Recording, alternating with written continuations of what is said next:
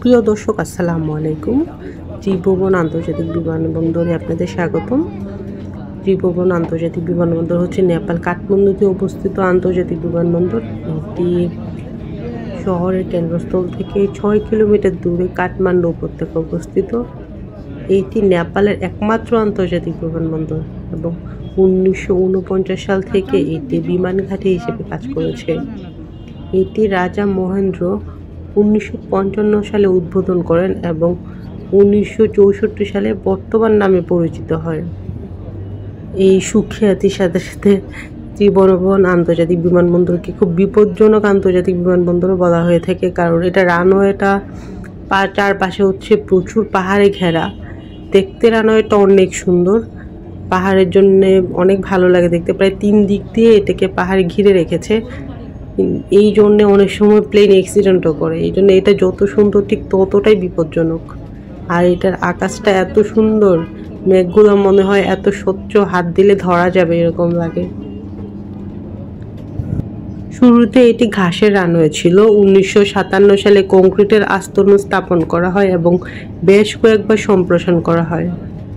ত্রিভুবনের প্রথম জেট বিমান নামে 1967 সালে এবং জেট বিমান নিয়মিত পরিচালনা শুরু হয় 1972 সাল থেকে।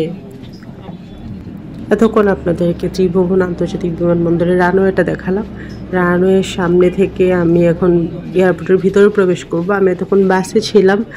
আমি ঢাকা হযরত শাহজালাল আন্তর্জাতিক বিমানবন্দর থেকে যাত্রা শুরু করি। আমার ফ্লাইট ছিল 10:30টায়, বাট আমার ফ্লাইট ডিলে হওয়াতে আমার ফ্লাইট 2:30টার দিকে। তো এখানে আসতে আসতে প্রায় 4টা 4:30টার মতো বাজে এখন। তো এখন আমি এয়ারপোর্টের ভিতরে প্রবেশ করব। এতক্ষণ আপনাদেরকে রানওয়েটা দেখেছি। এখানে আমরা সারিবদ্ধভাবে যতটা সম্ভব দাঁড়িয়েছি। এখন আস্তে আস্তে এয়ারপোর্টের ভিতরে প্রবেশ করব। তো বাংলাদেশ থেকে নেপাল কাঠমান্ডু পর্যন্ত আমার এয়ার টিকিট পড়েছিল পার পার্সন 50,000 টাকা। আমরা 3 জন একসাথে টিকিট করেছিলাম 1.5 লাখ টাকা।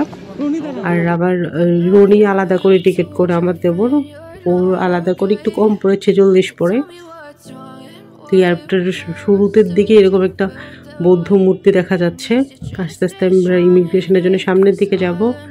যাকে আপনারা যদি খুব আর্লি করেন আমাদের মতো, তাহলে এরকম বিমানের টিকিটের প্রাইসটা বেশি পড়বে। তো আপনারা যদি 1-1.5 মাস আগে কেটে রাখেন তাহলে আপনাদের কিন্তু কস্টিংটা অনেক কম পড়বে। তো চেষ্টা করবেন আমাদের মতো এরকম তাড়াহুড়া না করে অনেক আগে থেকেই কেটে রাখার।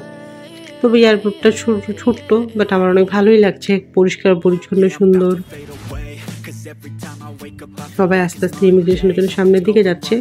তো আমি একটু আস্তে আস্তে যাচ্ছি যেন আমি একটু দেখাতেই পারি এয়ারপোর্টটা। কারণ তাড়াতাড়ি লাইনে দাঁড়িয়ে গেলে সামনে পুলিশ থাকে, গার্ডরা থাকে, তখন আর ভিডিওটা করা যায় না। এখন প্রায় দুপুর পরে গিয়েছে, তবে ইমিগ্রেশনে আই হোপ খুব একটা ঝামেলা হবে না। কারণ অবশ্য আমরা অনারেবল ভিসায় গিয়েছি, এই জন্য ইমিগ্রেশনে হয়তো বা একটু টাইম লাগতেও পারে। তো এখানে সবাই দেখতে পাচ্ছেন দাঁড়িয়ে আছে লাইন ধরে, অনেক মানুষ। তো আমাদের প্লেনে একটা ওই যে মেডিসিন কোম্পানির কিছু লোকজন ছিলেন, ওনারা মানে 15 থেকে 20 জন হবে। যে সামনে আশপাশে যারা আছে, সাদা শার্ট, তারপরে যে 1 কালার প্যান্ট, ওনারা সবাই ওষুধ কোম্পানির। ওনারা কোম্পানি থেকে ঘুরতে গিয়েছে, এই জন্য আজকে মোটামুটি প্লেন ভরায়, মানে ওনারাই ম্যাক্সিমাম জায়গা দখল করে নিয়েছে। যে ওনারা সবাই, তো যাওয়ার সময় ওনাদের সাথে পরিচয় হয়। তো ওনারা ইমিগ্রেশনের জন্য সবাই দাঁড়িয়ে আছে। আমরা কতক্ষণ লাগবে আসলে জানি না, সবাই অনারাইভেল, তো এই জন্য টিকিট কেটে চলে গিয়েছে। তবে সামনের ডেস্কে মানে কাজ এত স্লোলি করছে, আমি দেখাতে পারি কিনা দেখি। তা আমরাও আছি এখানে দাঁড়িয়ে আছি, প্লেন টিকিট, পাসপোর্ট সব কিছু নিয়ে। আসলে কিছু করার নেই, অনেক স্লোলি কাজ করে। মানুষ কত দেখতে পেয়েছেন, কিন্তু কাজ করছে ভীষণ স্লোলি। যাক, আমরা ইমিগ্রেশন শেষ করে অবশেষে বের হলাম। খুব বেশি একটা মানে ইমিগ্রেশনে ওরাদের সাথে কথা বলেছে 5 মিনিটস, কিন্তু লাইনেই দাঁড়িয়েছিলাম মনে হয় 40 মিনিটের মতো। তো ইমিগ্রেশনের ওই টাইমটা আসলে ভিডিও করিনি আমি, কারণ ওই টাইমটা ভিডিও করলে ঝামেলা। তো 2 তলায় আমাদের ইমিগ্রেশন কমপ্লিট করে এরকম সিঁড়ি দিয়ে নিচে নেমে গেলাম। যাওয়ার সময় খুব সুন্দর কাঠের কাজ করা। নেপালে একটা জিনিস নোটিস করলাম যে ওদের যে কাঠের কাজ এত সুন্দর। এয়ারপোর্টটা ছোট্টখাটো ছিমছাম। আমরা সামনের দিকে আস্তে আস্তে যাচ্ছি। এটা কিন্তু নিচতলাতে যে প্রথম দিকে যে ফর্মালিটিসগুলো ব্যাগ চেক করা এগুলো সব নিচের দিকেই হয়, বা বোর্ডিং পাস নেওয়া এগুলো এই ফ্লোরটাতে হয়, আর উপরে শুধু ইমিগ্রেশনের কাজ হয়। এখানে বসার জন্য একটা সুন্দর ব্যবস্থা আছে, সোফা আছে, আর এই পাশে বেশ কিছু মূর্তি আছে। ওরা যেহেতু বৌদ্ধ ধর্ম অবলম্বী, তো বৌদ্ধের প্রচুর মূর্তি আছে, কিছু হিন্দু আছে।